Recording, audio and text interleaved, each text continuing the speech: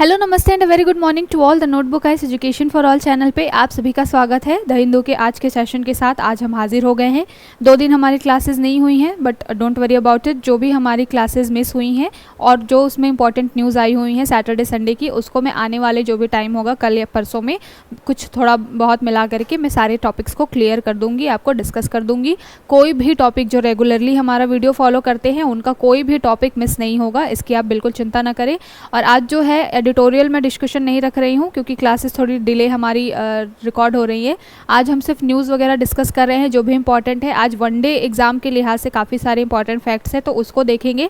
Editorial में कल discuss कर दूंगी, कोई भी टॉपिक छूटेगा नहीं, इसकी तो गारंटी आप रखिए।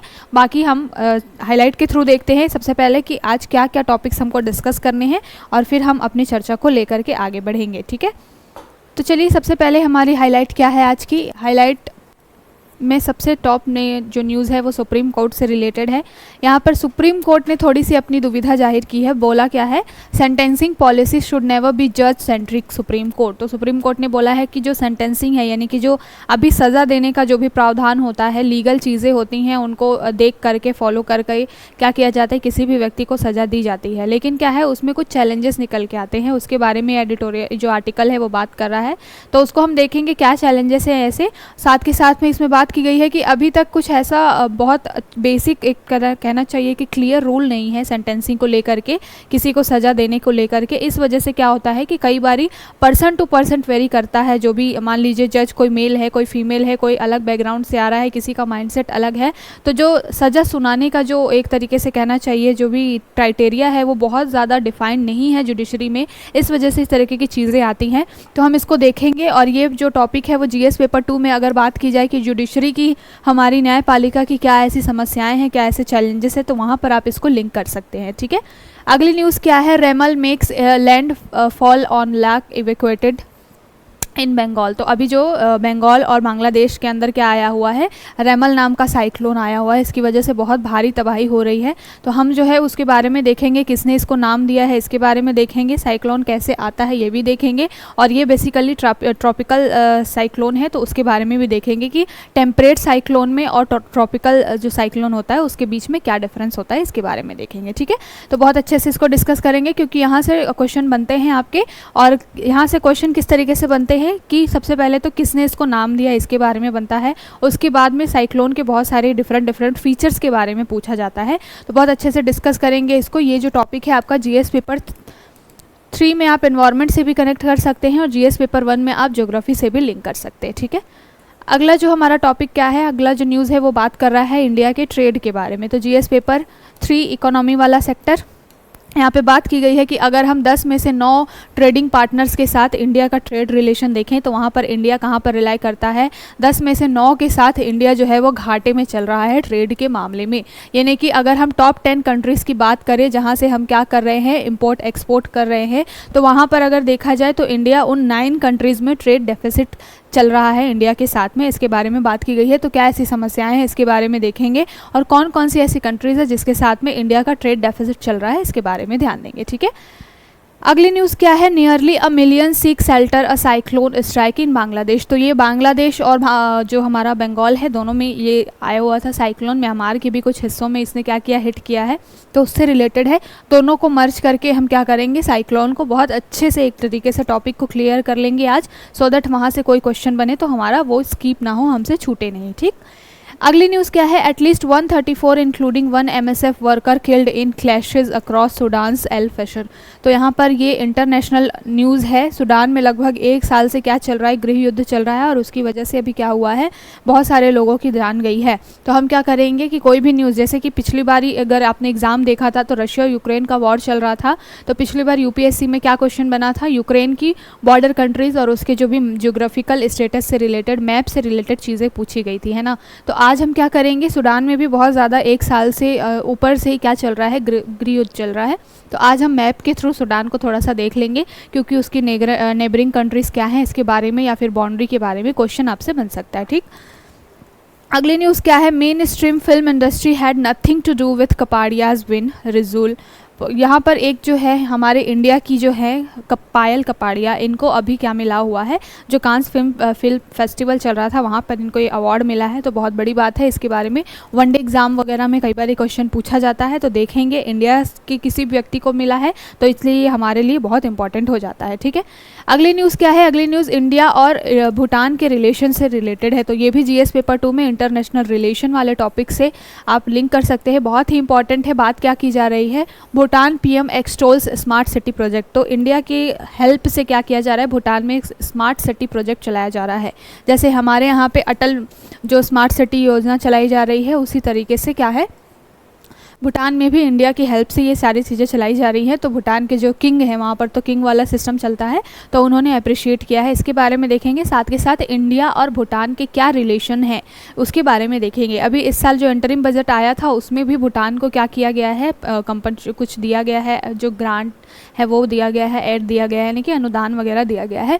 तो इसके बारे में देखेंगे। भूटान बहुत ही इंपॉर्टेंट है हमारे लिए क्योंकि ये चाइना के साथ भी बॉर्डर शेयर करता है, और जो डोकलाम वाला हिस्सा है या फिर मैकमोहन लाइन वाला हिस्सा है वहाँ पर क्या है, चाइना वो ऑक्यूपाई करने की कोशिश करता है भूटान को और अरुणाचल प्रदेश वाले एरिया को, और यहाँ पर बीच में एक सैंडविच की तरह भूटान आता है। और हमारे लिए बहुत इंपॉर्टेंस रखता है ये, क्योंकि भूटान हमारी तरफ ज़्यादा झुका हुआ है एज़ कम्पेयर टू चाइना। बाकी सारी कंट्रीज़ को देख लीजिए, अगर आप बांग्लादेश, श्रीलंका, उस पर हम उतना ज़्यादा भरोसा नहीं कर सकते, बट अगर हम भूटान की बात करें तो बहुत ही ज़्यादा क्या है, एक तरीके से यूज़फुल हमारे लिए कंट्री है, बहुत ही इंपॉर्टेंट कंट्री है। तो इसके बारे में हम देखेंगे पूरा कौन कौन से प्रोजेक्ट्स हमारे द्वारा यहाँ पर अभी रिसेंट में चलाए जा रहे हैं और क्या वे फॉरवर्ड है भूटान और इंडिया के रिलेशन को लेकर के, इसको बहुत अच्छे से डिस्कस करेंगे। ठीक है, तो चलिए शुरू करते हैं। सबसे पहले यहाँ पर बात क्या की जा रही है, sentencing policy should never be जज सेंट्रिक। तो यहाँ पे सुप्रीम कोर्ट ने बोला है कि हमारे यहाँ पे क्या होता है, जो भी सज़ा देने का प्रावधान है, बहुत सारी चीज़ें हैं हमारे पास, आईपीसी है और सीआरपीसी है, बहुत सारे हमारे पास साक्ष्य अधिनियम वगैरह भी है। अभी हम इसमें चेंज भी कर रहे हैं, भारतीय न्याय संहिता और बहुत सारी चीज़ें हम कर रहे हैं। लेकिन यहाँ पर बात की गई है कि जब बात की जाती है सुप्रीम कोर्ट में, बहुत सारे ऐसे मुद्दे आ जाते हैं जहाँ पर सज़ा देने का जो भी प्रोसेस है उसके ऊपर सुप्रीम कोर्ट के सवाल उठाए जाते हैं। और सवाल क्यों उठाए जाते हैं, क्योंकि सुप्रीम कोर्ट में कई सारे अलग अलग लोग होते हैं, अलग अलग जजों की बेंच होती है, हर इंसान का माइंडसेट अलग होता है। वो जज हैं तो क्या हुआ है, तो वो भी इंसान ही, कोई किसी और बैकग्राउंड से आया होता है, कोई जज ऐसा है जो कि बहुत हम्बल बैकग्राउंड से आया है, बहुत पुअर बैकग्राउंड से आया है, उसके सोचने का तरीका बहुत अलग है किसी को केस को लेकर के। कोई जज ऐसा है जो कि बहुत ही अमीर अच्छे खासे फैमिली बैकग्राउंड से आया हुआ है, उसका सोचने का तरीका एक अलग है, वहाँ पर कर्टेसी वाली चीज़ नहीं आती, फिर वहाँ पर प्रैक्टिकलिटी ज़्यादा आ जाती है। और कई बार ऐसा होता है कि कुछ मुद्दे होते हैं जहाँ पर फीमेल जजेस होती हैं, तो महिलाओं का सोचने का तरीका एक अलग होता है, भावनात्मक रूप से आप देख लीजिए, चाहे प्रैक्टिकली भी आप देखिए, तो महिलाओं का सोचने का तरीका अलग है, पुरुषों के सोचने का तरीका अलग है। तो इस तरीके से बात की गई है सुप्रीम कोर्ट के द्वारा कि कई बारी होता है कि हमारे सवाल उठाए जाते हैं, जो भी हम सज़ा देते हैं या फिर जो भी हमारी जजमेंट होती है, ऑर्डर होता है, लेकिन हम भी क्या है, एक तरीके से रूल के थ्रू बंधे हुए हैं। साथ के साथ में सज़ा देने का कोई क्लियर कट प्रावधान नहीं है कि इस जो मामला है, ये जो मान लीजिए किसी ने मर्डर किया तो उसमें यही सज़ा दी जाएगी, क्योंकि हर केस क्या होता है, एक तरीके से अलग होता है, हर इंसान का जो तरीका होता है वो अलग होता है, किसी का उसमें बहुत ज़्यादा इन्वॉल्वमेंट होता है, किसी का बहुत कम इन्वॉल्वमेंट होता है। तो उन सब को देख करके, कैलकुलेट करके जो अप्रोप्रिएट वहाँ पर उस समय सज़ा देने का लगता है जजेस को, तो वो उस तरीके से चीज़ों को क्या करते हैं, आगे बढ़ाते हैं। तो इसको लेकर के सुप्रीम कोर्ट में एक कंसर्न जाहिर किया गया है खुद वहाँ के जजों के द्वारा, और बोला गया है कि ये अनफॉर्चुनेट है, लेकिन हम क्या कर सकते हैं, हमारे पास अभी भी एक क्लियर पॉलिसी नहीं है, जो कि लेजिस्लेशन को भी बनाना चाहिए। तो हमारे पास एक बहुत क्लियर पॉलिसी नहीं है, इस वजह से हमको भी दिक्कत आती है। और ये जो सेंटेंसिंग है, जो सज़ा है, उसमें क्या होता है, बहुत ज़्यादा वेरिएशन आता है कई सारे मामलों में। अभी आप अगर रीसेंट मामला ही ले लीजिए, मनी लॉन्ड्रिंग से रिलेटेड है, तो केजरीवाल को वहाँ पर दे दी गई छूट कि वो इलेक्शन की कैंपेनिंग करे, लेकिन वहीं पर जो झारखंड के सीएम थे, एक्स सीएम जो थे, उनको फॉर्मर जो सीएम थे, उनको क्या किया गया, नहीं दिया गया।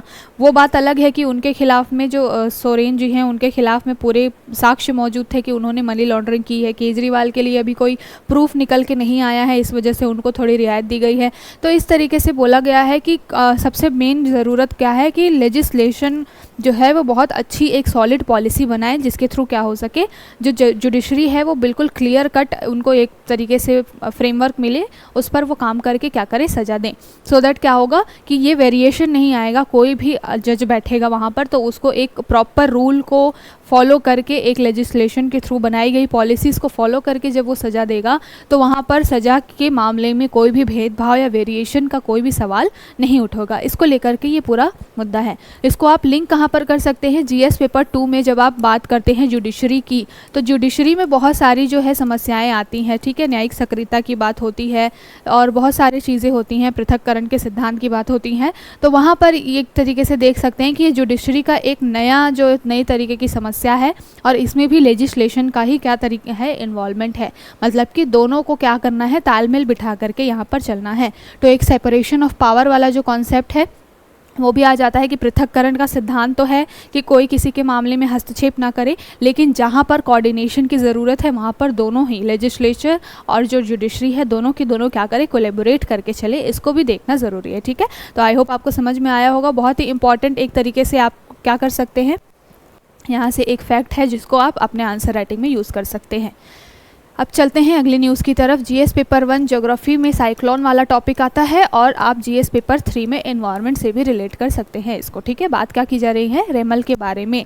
रेमल नाम याद रखिएगा, पीसीएस एग्ज़ाम में तो इस तरीके के क्या पूछे जाते हैं, साइक्लोन के नाम पूछ लिए जाते हैं। अभी हम आगे पूरा डिस्कस करेंगे कि इसकी नेमिंग किसने की है और पूरा ऑर्गेनाइजेशन कौन सा ऐसा ऑर्गेनाइजेशन है जो क्या करता है, साइक्लोन को नाम देता है, इसके बारे में देखेंगे, ठीक है। फिलहाल रेमल के बारे में अगर देखा जाए तो इसने संडे को हिट किया, कहाँ पर, इंडिया में बंगाल और बांग्लादेश, ठीक है। तो बे ऑफ बंगाल वाला जो एरिया था वहाँ पर इसने हिट किया, बहुत ज़्यादा तबाही मचाई। और किस कैटेगरी में रखा गया था इसको, तो सीवियर कैटेगरी में रखा गया था। जो चक्रवात जितना ज़्यादा क्या होता है, ख़तरनाक होता है, उसकी इंटेंसिटी जितनी ज़्यादा होती है उस हिसाब से उसको कैटेगराइज किया जाता है। तो यहाँ पर सीवियर कैटेगरी में रखा गया है। Almost 110 to 120 kilometre per hour की स्पीड से क्या हुआ, ये साइक्लोन ने हिट किया। और सीवियर कैटेगरी कहने का मतलब है कि ये उससे ऊपर ही जाएगा, घटेगा नहीं, उससे ऊपर ही जाएगा। मतलब स्पीड के हिसाब से क्या होता है, उसको कैटेगराइज किया जाता है कि कौन सीवियर है, कौन थोड़ा सा कम खतरनाक है, इस तरीके से, ठीक है। तो यहाँ पर साइक्लोन के बारे में न्यूज़ दी गई है। अब हमने देख लिया रेमल कहाँ पर आया, वेस्ट बे ऑफ बंगाल। अब यहाँ पर हम क्या किस्सा चक्रवात के बारे में देखेंगे, ठीक है। सारी चीज़ें ये जो है, आगे हमने एक डिस्कशन किया था जिसमें बांग्लादेश के लिए भी बात की गई थी कि बांग्लादेश में भी ये हिट किया और वहाँ पर भी ये सारा मुद्दा निकल के आया कि बहुत ही इंटेंसिटी के साथ में ये साइक्लोन आया। बांग्लादेश में लाखों की संख्या में लोगों को क्या किया गया, इवैक्यूएट किया गया, मतलब एक जगह से हटा करके दूसरे जगह पहुंचाया गया, ठीक है। तो ये जो है सेकंड लार्जेस्ट सिटी चित्तागोंग जो है वहाँ पर ये हिट किया है। पोर्ट वाला एरिया है और जहाँ पर पोर्ट वाला एरिया होता है वहाँ पर मछुआरे वगैरह उनकी फैमिलीज़ बहुत ज़्यादा रहती हैं क्योंकि वो डिपेंडेंट होते हैं उन सारी चीज़ों पर, तो उनको भी वहाँ से इवैक्यूएट किया गया, ठीक है। कई लोगों की जान भी गई है इसमें। तो फिलहाल हम क्या कर लेते हैं, जो चक्रवात है उसको क्या कर लेते हैं, रिवाइज़ कर लेते हैं। पहले तो रिवाइज़ करेंगे कि कौन ऐसा पैनल है, कौन ऐसे ऑर्गेनाइजेशन है जो क्या करता है, इसका नाम देता है। और फिलहाल रेमल के बारे में देखेंगे कि उसको किसने नाम दिया है, क्योंकि आपके यहाँ से ही क्वेश्चन बनते हैं। अगर आपको साइक्लोन से रिलेटेड क्वेश्चन आएगा तो पूछा जाएगा कि किसने इसका नाम दिया है, इसके नाम का मीनिंग क्या है, कितना टेम्परेचर ज़रूरी होता है, किस तरीके का ये साइक्लोन है, टेम्परेट है या फिर एक तरीके से ट्रॉपिकल है, और फिर उनमें क्या डिफरेंस है इसके बारे में। तो सारी चीज़ें हम क्या करेंगे यहाँ पर आपके प्रीलिम्स को ध्यान में रखते हुए रिवाइज कर लेंगे, ठीक। तो सबसे पहली बात की जा रही है चक्रवात रेमल की। रेमल जो है इसका नाम किसने दिया है, तो ये एक तरीके का उष्णकटिबंधीय चक्रवात है, यानी कि ट्रॉपिकल साइक्लोन है। इसका नाम दिया है ओमान ने, ठीक है। तो ध्यान रखिएगा कि रेमल का नाम किसने दिया है, ओमान। पीसीएस वगैरह में वनडे एग्जाम्स में तो ये क्वेश्चन बहुत ही बनता है कि हाल ही में आए चक्रवात जो कि बंगाल की खाड़ी में आया, उसको किस कंट्री ने, किस देश ने नाम दिया है, ठीक है। तो ओमान ने नाम दिया है। अभी हम देखेंगे कि आगे किस तरीके से डिसाइड किया जाता है कि ओमान ही नाम देगा या बांग्लादेश या इंडिया ही नाम देगा, उसको भी देखेंगे, ठीक।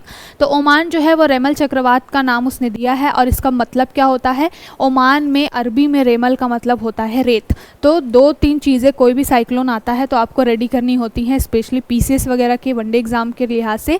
पहली बात तो कि किसने नाम दिया है, तो ओमान ने नाम दिया है। और दूसरी चीज़, इनका नाम का मीनिंग क्या है, तो इनके नाम का मीनिंग है रेत। अरबी भाषा में रेमल का मतलब क्या होता है, रेत होता है, ठीक है। ये रही हमारी करंट न्यूज़ के हिसाब से। अब देखते हैं, थोड़ा सा हम क्या कर लेते हैं, रिवाइज कर लेते हैं कि किस तरीके से साइक्लोन आता है और कौन है जिसको नाम देता है। तो सबसे पहले एक MC हमारे यहाँ पे सिस्टम है, ठीक है। इसका फुल फॉर्म क्या है, हिंदी में कहते हैं इसको क्षेत्रीय विशिष्ट मौसम विज्ञान केंद्र। और ये क्या करता है, जो बे ऑफ बंगाल या फिर अरेबियन सी वाला जो रीजनल एरिया होता है, जो वहाँ पर आसपास की जो वहाँ की कंट्रीज़ होती हैं, उनके लिए क्या करता है, कोई भी साइक्लोन आता है तो उसको नाम देने का काम करता है, ठीक है। हमारे यहाँ पे अभी फ़िलहाल में जो WM है तो वर्ल्ड मेटेरोलॉजिकल ऑर्गेनाइजेशन, ठीक है, और साथ के साथ में एस्केप, ये दोनों पैनल मिल करके, इसको एस्केप भी बोला जाता है, ये पैनल क्या करता है, हमारे यहाँ पे साइक्लोन को नाम देने का काम करता है।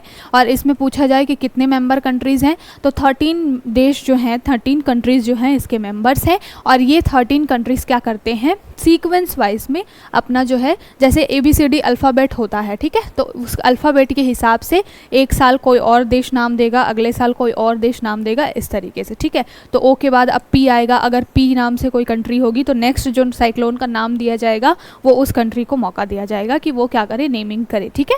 तो ये याद रखिएगा कि कौन करता है इस तरीके से चक्रवात का नामकरण, तो WMO, जिसको एस्केप भी बोला जाता है, ये एक पैनल है और इसमें लगभग 13 सदस्य देश हैं, ठीक है। कौन कौन है इसमें, भारत है, ईरान है, Maldives, Myanmar, Oman, Pakistan, Qatar, Saudi Arab, Sri Lanka, Thailand, संयुक्त अरब अमीरात और यमन, ठीक है, साथ के साथ बांग्लादेश। तो कंट्रीज़ के नाम एटलीस्ट याद रखिएगा, कई बारी पूछ लिया जाता है कि जैसे आपको दिया जाएगा ऑब्जेक्टिव टाइप्स में 4-5 नाम दिए जाएंगे और फिर उसमें से बताया जाएगा कि WMO में इनमें से कौन सदस्य है या फिर सदस्य नहीं है, ये आपसे क्वेश्चन बन सकता है, ठीक है। तो यहाँ पर नाम एक बार मैं फिर से कर रही हूँ, आपको बता रही हूँ कौन है। पहला तो बांग्लादेश, दूसरा है आपका भारत, इंडिया, उसके बाद Iran, then Maldives, Myanmar, Oman, Pakistan, Qatar, Saudi Arab, Sri Lanka, Thailand, UAE और यमन, ठीक है। देखिए अगर आप सीक्वेंस वाइज देखेंगे तो सबसे पहले बांग्लादेश का नाम आया, यानी कि B फॉर बांग्लादेश, उसके बाद इंडिया आएगा आपका I से, देन ईरान आएगा, उसके बाद M मालदीव और म्यांमार आ रहे हैं, फिर M के बाद में NO। तो इस तरीके से सीक्वेंस और अल्फ़ाबेट वाइज नाम चलता है, ठीक है। 13 कंट्रीज़ में से जिनका अल्फ़ाबेट वाइज नाम आगे आना चाहिए वो आते हैं। अभी जो है ओमान ने नामकरण किया है, आगे चल के जो भी अगर इस तरीके की साइक्लोन आएगी तो अब जो है O के बाद P की बारी है और वो कौन होगा, पाकिस्तान होगा, ठीक है। तो इस तरीके से भी याद करना आसान होता है। अगर मान लीजिए आपको एक साल का याद है, इस बार का आपको रेमल याद है कि ओमान ने नाम दिया है, नेक्स्ट आप अंदाज़ा लगा सकते हैं कि O के बाद P आता है, 13 मेंबर कंट्रीज़ में कौन है, पाकिस्तान भी है। तो अब नेक्स्ट जो अगर कोई साइक्लोन आया होगा उसका नामकरण किसने किया होगा, पाकिस्तान ने, ठीक है। तो इसको ध्यान में रखिएगा, बहुत इंपॉर्टेंट है ये सारे टॉपिक्स और यहाँ से क्वेश्चन बनते हैं आपके। उसके बाद में अगर हम WMO के बारे में बात करें और यहाँ पर उष्ण चक्रवात पर ये जो पैनल है उसके बारे में बात करें तो इसकी स्थापना कब हुई है, इसकी स्थापना हुई है एस्केप के रूप में 1972 में। ये क्या है, एक इंटर गवर्नमेंटल एक तरीके से बॉडी है जहाँ पर डिफरेंट जो 13 कंट्रीज़ हैं वहाँ के गवर्नमेंट जो है, वहाँ पर जो ऑफिसर्स है वो इसमें बैठते हैं। तो 1972 में WMO की क्या हुई है, स्थापना हुई है और उसके अंतर्गत एस्केप यानी कि आर्थिक और सामाजिक आयोग, एस्केप का फुल फॉर्म है, ये इसकी स्थापना हुई है, ठीक है। और इसमें मेंबर कंट्रीज़ कौन होती हैं, तो मैंने स्टार्टिंग में बताया कि बंगाल की खाड़ी और अरब सागर में जो उष्णकटिबंधीय चक्रवात से प्रभावित होने वाले जो देश हैं वो क्या होते हैं, इसके मेंबर कंट्रीज़ होते हैं, ठीक है। तो यहाँ पर आपको मालूम है कि ये 0 डिग्री आपका मेडिटेरेनियन भूमध्य रेखा होती है, उसके बाद में ये ट्रॉपिकल आपका 23.5 आता है। तो ये जो 23.5 में जो आपका ये पूरा एरिया है वहाँ पर ट्रॉपिकल, फिर उसके बाद आप जाएंगे तो सब ट्रॉपिकल जो 66.5 जाता है, इस तरीके से, ठीक है। तो ग्लोब में आपको ये सारी चीज़ें बताई जाती हैं, ज्योग्राफी में आपने पढ़ी होंगी। तो यहाँ पर बंगाल की खाड़ी और अरब सागर में जो भी उष्णकटिबंधीय वाले एरिया हैं, ट्रॉपिकल एरियाज़ हैं, वहाँ पर जो साइक्लोन आता है वहाँ के मेंबर कंट्रीज़ आपको WMO में मिलेंगे, ठीक है। और यहाँ पर ये जो पैनल होता है वो क्या करता है, अर्ली वार्निंग सिस्टम जारी करता है। अगर मान लीजिए पहले तो नेमिंग करने का काम है, नामकरण करने का काम है, उसके बाद अर्ली वार्निंग सिस्टम जारी करता है, उसमें बताता है कि आने वाला तूफ़ान, उसकी स्पीड, उसकी इंटेंसिटी कितनी रहने वाली है, उसका प्रभाव कितना रहने वाला है, सो दैट क्या हो सके कि अगर कोई ऐसा एरिया है जहाँ पर बहुत ज़्यादा आबादी रहती है तो उनको वहाँ से क्या कर लिया जाए, इवैक्यूएट कर लिया जाए, ठीक है। तो यहाँ पर ये क्वेश्चन आपको पूछा जा सकता है। अभी अगर रिसेंटली पूछा जाए तो ओमान ने मेज़बानी कब की थी इसकी, तो ये 2018 में ओमान ने इसकी मेज़बानी की थी और इस बार फिर से ओमान को ही मौका मिला है साइक्लोन का नामकरण करने का, ठीक। तो सबसे पहले देख लेते हैं ट्रॉपिकल साइक्लोन यानी कि क्या हो, इसका हिंदी में क्या है, उष्णकटिबंधीय चक्रवात। ठीक है, तो ये कौन से एरिया में आता है, अगर आप देखिए ये 0 डिग्री इक्वेटर है, इक्वेटर के आप ऊपर जाएंगे तो 10 to 30 जो डिग्री है वहाँ पर आपको क्या दिखेगा, पूरा ये ट्रॉपिकल साइक्लोन दिखाई देगा। ठीक है, यहाँ पर 10, 20 मान लीजिए, यहाँ पर 30, तो इस तरीके से आपको 10 से लेकर के 30 नॉर्थ एंड साउथ दोनों साइड में, नॉर्थ में भी और साउथ में भी, उत्तरी गोलार्ध में भी और दक्षिणी गोलार्ध में भी 10 से लेकर के 30 डिग्री तक में आपको क्या देगा, ट्रॉपिकल साइक्लोन जो है दिखाई देगा। ठीक है, क्योंकि ये एरिया ही उष्णकटिबंधीय एरिया बोला जाता है, भूमध्य सागर के आसपास से लेकर के, भूमध्य सागर से लेकर के 30 डिग्री तक का। ठीक है, नॉर्थ एंड साउथ। ठीक है, उसके बाद में दूसरा क्वेश्चन बनता है कि कितना टेम्परेचर जरूरी होता है इसके लिए, तो समुद्र का जो टेम्परेचर है वो लगभग 26 से 27 डिग्री सेंटीग्रेड होना चाहिए, तब जाकर के ट्रॉपिकल साइक्लोन आता है। ठीक है, इसकी वेलोसिटी कितनी होती है, स्पीड की बात की जाए अगर, तो ट्रॉपिकल साइक्लोन जो है बहुत ज़्यादा अगर भयावह है तो वो 100 to 250 किलोमीटर पर आवर उसकी स्पीड हो सकती है। और अभी जो है हमारा रेमल जो आया है वो उसकी स्पीड क्या है, अभी हमने बात की 110 to 120 है और मैक्सिमम 135। ठीक है, तो ये सीवियर कैटेगरी में इसीलिए रखा गया है रेमल को, क्योंकि यहाँ पर जो है ग्रेटर जो होता है साइक्लोन या फिर बहुत भयानक जो साइक्लोन है वो 10 to 250 किलोमीटर पर आवर की स्पीड से वहाँ पर हवाएं चलती होती हैं। ठीक है, तो ये ट्रॉपिकल के बारे में है। आपको 2-3 चीज़ें इसमें पता होनी चाहिए। पहली बात तो ये कि गर्म पानी चाहिए, रिलेटिवली वार्म चाहिए। दूसरी बात ये 10 to 30 degree north south area में आता है। तीसरी बात ये कि 26 to 27 डिग्री सेंटीग्रेड का टेम्परेचर होना चाहिए। ठीक है, अगर आप बात कर लीजिए टेम्परेट साइक्लोन की, यानी कि शीतोष्ण जो चक्रवात होते हैं वो कहाँ पर आते हैं, तो सबसे पहले शीतोष्ण वाला एरिया कहाँ पर आपको दिखाई देगा, जो 23.5 के आप थोड़ा ऊपर जाएंगे तो 66.5 के बीच में आपको क्या है, शीतोष्ण वाला, शीतोष्ण कटिबंधीय आपको गोलार्ध में वो सारी चीज़ें दिखाई देती हैं, है ना।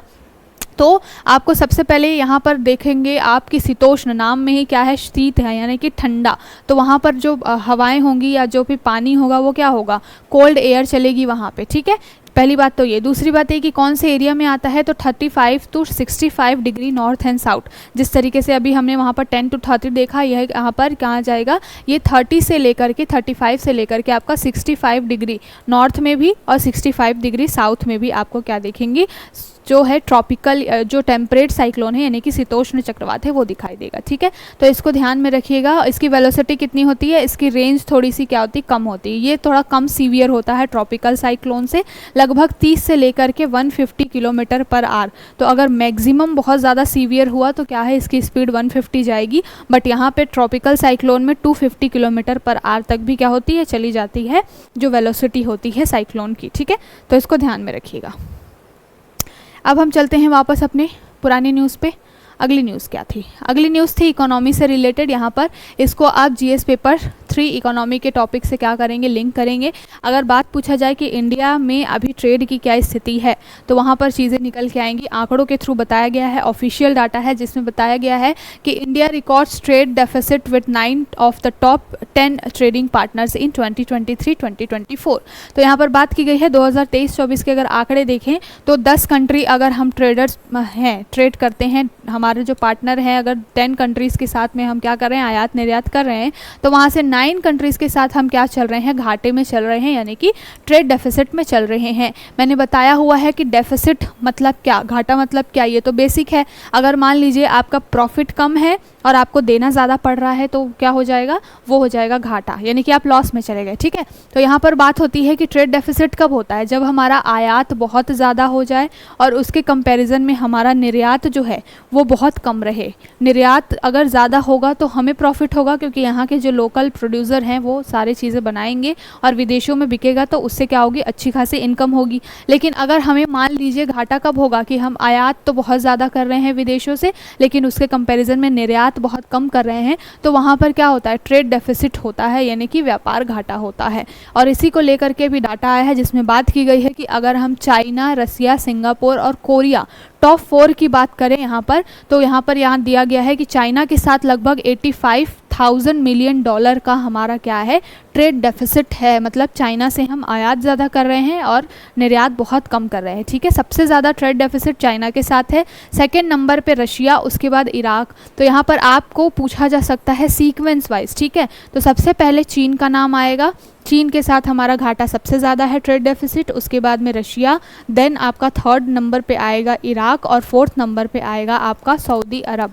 तो ये टॉप 4 एटलीस्ट याद रखिएगा, ठीक है। यहाँ पर हमारा ट्रेड डेफिसिट यानी कि व्यापार घाटा बहुत ज़्यादा है। उसके बाद में और भी कंट्रीज़ हैं टॉप 10 में, कौन कौन सी, आपका इंडोनेशिया हो गया, south Korea, UAE, Hong Kong, Singapore और यूएसए।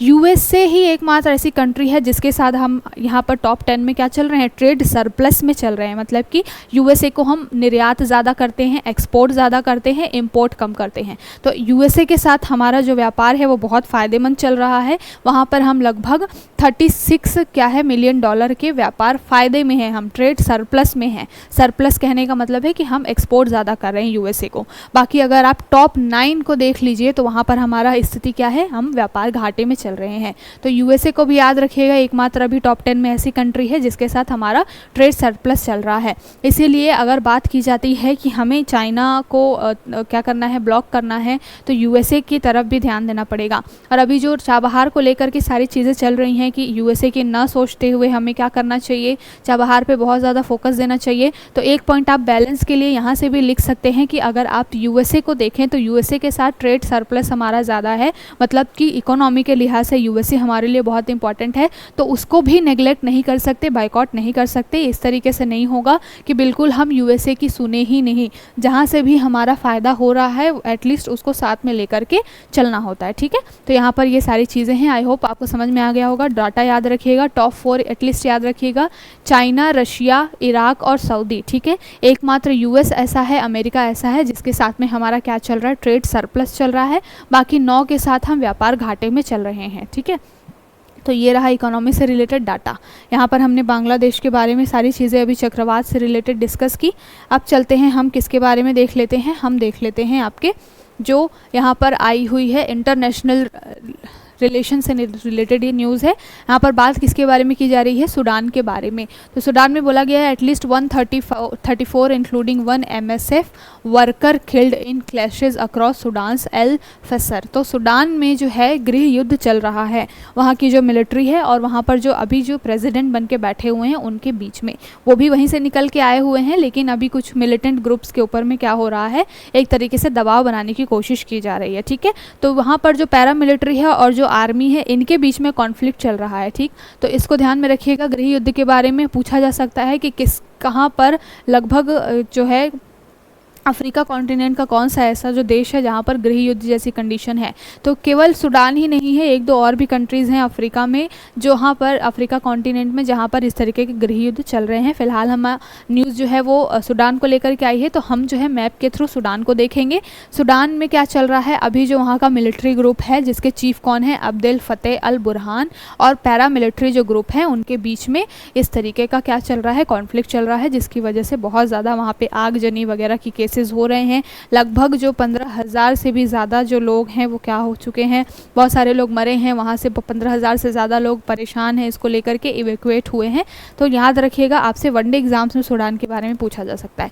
अब हमारे लिए यूपीएससी के लिहाज से क्या इंपॉर्टेंट है, कहीं पर भी कोई भी ऐसी कंट्री है जहाँ पर इन ह्यूमैनिटेरियन इस तरीके के काम हो रहे हैं या फिर लंबे समय से युद्ध चल रहा है, तो मैप के थ्रू वहाँ पर से क्वेश्चन बन जाता है, ठीक है। तो सबसे पहले सूडान की अगर आप लोकेलिटी देखें तो आता कहाँ पर है, सूडान आता है अफ्रीका कॉन्टिनेंट में, ठीक है, वहाँ पर आता है। और सूडान के आसपास कौन है, तो सूडान के आपको राइट साइड में यानी कि ईस्ट साइड में आपको इरिट्रिया दिखाई देगा, नीचे आपको इथियोपिया दिखाई दे रहा है।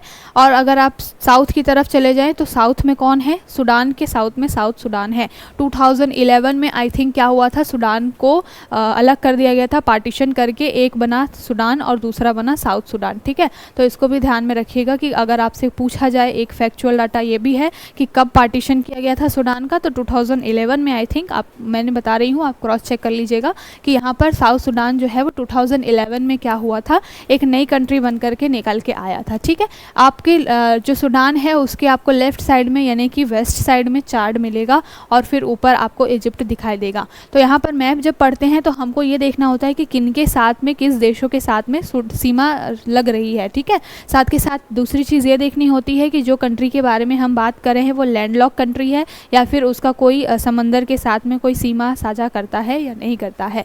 लैंडलॉक कंट्री कहने का क्या मतलब होता है? लैंडलॉक कंट्री ऐसी कंट्री होती है जो सभी तरफ से क्या होती है, किसी ज़मीन से, लैंड बाउंड्री से घिरी हुई होती है। ठीक है, तो यहाँ पर आपको दिखाई देगा कि इरिट्रिया आपको दिख रहा है, लेफ्ट साइड में चार्ट है, ऊपर लीबिया, इजिप्ट, ये सारी चीज़ें हैं। तो सूडान बेसिकली क्या है, एक तरीके से, लेकिन लैंडलॉक पूरी तरीके से नहीं है, एक साइड से वो रेड सी से लग रहा है। ठीक है, तो अगर आपसे पूछा जाए कि सूडान क्या लैंडलॉक कंट्री है, तो लैंडलॉक कंट्री नहीं है, क्योंकि यहाँ पर आपको रेड सी के साथ वो सीमा साझा कर रहा है। और जब मैंने एक बारी बताया था कि अभी इंडिया के साथ में ट्रेड जो है उस कम क्यों हो रहा है, व्यापार घाटे में क्यों जा रहा है, क्योंकि रेड सी के थ्रू बहुत सारा इंडिया का व्यापार होता है टुवर्ड्स क्या, यूरोपियन कंट्रीज़। अगर हम यूरोपियन कंट्रीज़ में या फिर रशिया में सामान भेजते हैं तो ये रेड सी वाला एरिया ही यूज़ करते हैं। रेड सी से होते हुए हम मेडिटेरेनियन सी यानी कि भूमध्य सागर को लिंक करते हैं और फिर हमारा व्यापार यूरोप के साथ में होता है। लेकिन मैंने उस समय भी बताया था कि यहाँ पर आसपास की जो कंट्रीज़ हैं यहाँ पे बहुत ज़्यादा गृह युद्ध चलता है, साथ के साथ यहाँ पे समुद्री डकैती वगैरह के बहुत ज़्यादा केसेस होते हैं। इस वजह से क्या होता है, यहाँ पर हमारा जो व्यापार है, हमारा ही नहीं पूरे विश्व का व्यापार यहाँ पर थोड़ा सा क्या हो रहा है, इफेक्ट हो रहा है नेगेटिव तरीके से, क्योंकि रास्ते ज़्यादातर ब्लॉक हो जाते हैं। ठीक है, तो बहुत सारे हमारे शिप जो है, कार्गो वगैरह, वो जा नहीं पाता। ठीक, तो अगर आपसे पूछा जाए कि सूडान लैंडलॉक कंट्री है क्या, तो बिल्कुल भी नहीं। यहाँ पर रेड सी के साथ वो आपको सीमा साझा करते हुए दिखाई देगा। कहाँ पर? नॉर्थ साइड में, बिल्कुल आपको राइट साइड में। ठीक, बाकी यहाँ पर नीचे आपको इरिट्रिया, इथोपिया, साउथ सूडान और इधर लेफ्ट साइड में चार्ट दिखेगा। तो कभी भी कोई भी कंट्री इस तरीके से आप पढ़ें, मैप के थ्रू ज़रूर पढ़ा करिए, बार बार देखेंगे तो सारी चीज़ें याद हो जाएंगी। ठीक है, अब चलते हैं अगली न्यूज़ जो है, ये भी वनडे एग्ज़ाम के लिहाज से इंपॉर्टेंट है। यहाँ पर पायल कपाड़िया जी हैं, इनको अभी अवार्ड मिला है। कौन सा अवार्ड मिला है? कांस फिल्म फेस्टिवल 2024 में ग्रैंड प्रिक्स अवार्ड मिला है। किसको? पायल कपाड़िया को। तो आपके वनडे एग्ज़ाम में पूछा जा सकता है कि इनमें से कौन महिला हैं या फिर कौन है जिनको ग्रैंड प्रिक्स अवार्ड मिला है। तो याद रखिएगा, पायल कपाड़िया नाम है इनका। इनकी मूवी कौन सी है? इनकी मूवी है all we imagine as light. तो मूवी का नाम भी याद रखिएगा, पूछा जा सकता है, all we imagine as light. इनके लिए इनको क्या मिला है? 2024 का आपको ग्रैंड प्रिक्स अवार्ड मिला है। ठीक है, तो नाम याद रखिएगा किसको मिला है, पायल कपाड़िया। इनकी जो फिल्म है उसका नाम क्या है? All we imagine as light, ये इनकी फिल्म का नाम है। कौन सा अवार्ड मिला है? ग्रैंड प्रिक्स अवार्ड मिला है। कहाँ पर? कांस फिल्म फेस्टिवल में। तो इसको ध्यान रखिएगा, पायल कपाड़िया। अब चलते हैं, अगला जो है इंटरनेशनल रिलेशन से रिलेटेड है, जीएस पेपर 2। यहाँ पर बात की जा रही है भारत और भूटान के संबंधों के बारे में। अभी जो भूटान के किंग हैं उन्होंने क्या किया है, एक तरीके से एक्सटोल किया है, यानी कि प्रशंसा की है। किसके लिए? जो स्मार्ट सिटी प्रोजेक्ट इंडिया लगा रहा है, कहाँ पर? भूटान में। ठीक है, तो उसको लेकर के है, भारत और भूटान के संबंधों के बारे में बात की गई है। इसमें बात की गई है कि अभी हम क्या कर रहे हैं, वहाँ पर जो गेलेफू है भूटान का, वहाँ पर हम एयरपोर्ट भी बना रहे हैं, उसमें इंडिया बहुत ज़्यादा क्या कर रहा है, हेल्प कर रहा है। तो इससे रिलेटेड ये पूरी एक न्यूज़ आई है। अब यहाँ पर हम क्या करेंगे, यहाँ पर हम कर लेंगे एक रिवीजन। यहाँ पर एक चीज़ और भी इंपॉर्टेंट है कि मोटर व्हीकल एग्रीमेंट हुआ है किन कंट्रीज़ के बीच में, तो इंडिया, बांग्लादेश, भूटान और नेपाल, इन 4 कंट्रीज़ के बीच में आपको याद रखना है कौन कौन सी है, नेपाल, भूटान, इंडिया और बांग्लादेश, इनके बीच में एक तरीके से अभी मोटर व्हीकल एग्रीमेंट भी हुआ है। ठीक है, अब यहाँ पर हम क्या करेंगे कि जो भी न्यूज़ आई है उससे, वो तो ठीक है, वहाँ पर बात क्या की जा रही है कि भूटान के जो राजा हैं उन्होंने हमारी प्रशंसा की है वगैरह वगैरह। हम देख लेते हैं कि भूटान का हमारे लिए क्या रिलेवेंस है और अभी कौन सी रिसेंट में परियोजनाएं हैं जो चल रही हैं। अगर आपने प्रीवियस उठा करके देखा होगा क्वेश्चन, तो मांग देछू के बारे में एक बार ही क्वेश्चन बना था, जो कि जो भूटान के अंदर ही इंडिया के द्वारा लगाया गया प्रोजेक्ट है। तो मांग देछू परियोजना के बारे में आप जा करके सर्च करिएगा, आपको मिलेगा, वो प्रीवियस ईयर यूपीएससी में पूछा हुआ क्वेश्चन है। तो यहाँ पर देख लेते हैं पहले रिसेंट, इस साल भी हमने क्या किया है, भूटान को बहुत सारी ग्रांट यानी कि अनुदान वगैरह दी है, बहुत सारे पैसे आवंटित किए हैं। अभी हमारा इंटरिम बजट आया है जुलाई में जो है हमारा फुल बजट आ जाएगा अगले साल का, क्योंकि 4 जून को आपके जो है रिज़ल्ट डिक्लेयर हो जाएंगे कि कौन सी पार्टी जीत करके आ रही है, गवर्नमेंट बनेगी।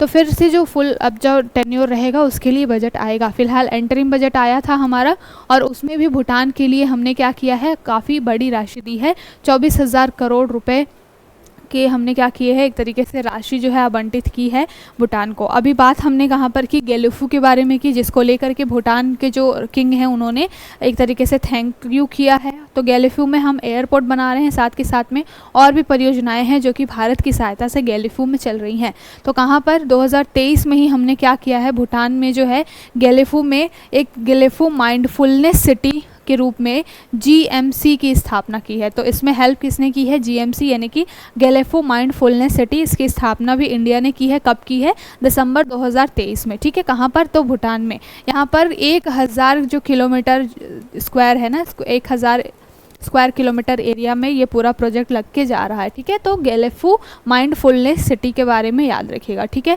और इसी को लेकर के स्मार्ट सिटी प्रोजेक्ट की अभी क्या है, भूटान ने सराहना की है कि इंडिया बहुत ज़्यादा हेल्प कर रहा है। साथ के साथ में अगर हम बात करें इंडिया और भूटान के रिलेशन के बारे में, तो हमारे यहाँ पे क्या है, बहुत सारे बुद्धिस्ट प्रीस्ट हैं जो कि कहाँ पर, भूटान में बहुत सारे ऐसे जगह है जहाँ पर जाते हैं वो। साथ के साथ में इंडिया में भी बहुत सारे बुद्ध से रिलेटेड है, हमारे यहाँ बहुत पवित्र स्थल हैं, तो वहाँ से भी बहुत सारे लोग यहाँ पर आते हैं। तो पर्यटन की दृष्टि से, सांस्कृतिक दृष्टि से भी बहुत इंपॉर्टेंट है। साथ के साथ में ये ऐसा नहीं है कि सिर्फ और सिर्फ सिटी ही डेवलप कर रहे हैं हम, वहाँ पर एयरपोर्ट वगैरह भी बना रहे हैं। साथ के साथ में जो शिक्षा है, IT एजुकेशन, अतिथि सत्कार, मतलब कि एक तरह हॉस्पिटैलिटी, हेल्थ के मामले में भी हम बहुत ज़्यादा क्या कर रहे हैं, वहाँ पर भूटान में अपनी परियोजनाएं लगा रहे हैं, हेल्प कर रहे हैं। ठीक है, और ये पूरा जो चीज़ है वो किसके तहत कर रहे हैं, तो इंडिया की जो एक्ट ईस्ट पॉलिसी है उसके तहत हम क्या कर रहे हैं, अपने आसपास की एटलीस्ट और ईस्ट साइड की जो भी हमारी कंट्रीज़ हैं, साथ के साथ नेबरिंग कंट्रीज़ के साथ में हम अपने संबंधों को एक तरीके से अच्छा करने की, एक बेहतर कनेक्टिविटी बिठाने की काम कर रहे हैं। ठीक है, और भूटान हमारे लिए इम्पॉर्टेंट क्यों है, क्योंकि चाइना और इंडिया के बीच में एक सैंडविच की तरह भूटान है।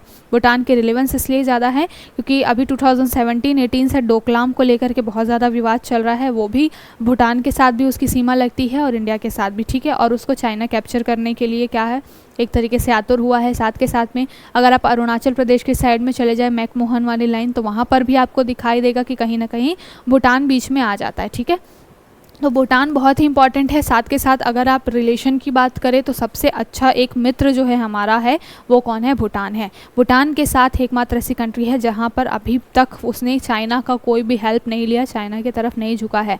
अदरवाइज़ आप जितने भी नेबरिंग कंट्रीज़ देखेंगे सबका झुकाव कहीं ना कहीं चाइना की तरफ है। ठीक, तो अभी हम भारत और भूटान के और भी परियोजनाओं के बारे में बात कर ले तो 699 किलोमीटर की लंबी जो एक सीमा है भारत और भूटान के बीच में है। ठीक है, और एक तरीके से शांतिपूर्ण सीमा है, कोई दिक्कत नहीं है। लेकिन अशांति कौन फैलाता है, चीनी सेना। 2017 में डोकलाम का गतिरोध हुआ था, तब से भारत और भूटान के बीच में एक तरीके से क्या हो गया है, सीमा की सुरक्षा के लिए बहुत सारे टाई अप्स होने लग गए हैं। ठीक, साथ के साथ में जल विद्युत परियोजनाओं की अगर बात करें तो भारत ने क्या किया है, भूटान में कुछ जल विद्युत परियोजनाएं भी लगाई हैं, इसको भी ध्यान में रखिएगा। और व्यापार की बातें, तो व्यापार में तो हम अभी मैंने बताया कि कुछ 22 से 24 हज़ार करोड़ का हमने क्या किया है, विनिवेश किया ही किया है। साथ के साथ में एयरपोर्ट वगैरह के थ्रू कनेक्टिविटी बना रहे हैं हम, जो गेलेफू प्रोजेक्ट है उसके थ्रू बहुत सारी जल विद्युत परियोजनाएं लगाई हैं उनके इकोनॉमिक कंडीशन को और ज़्यादा बूस्ट करने के लिए।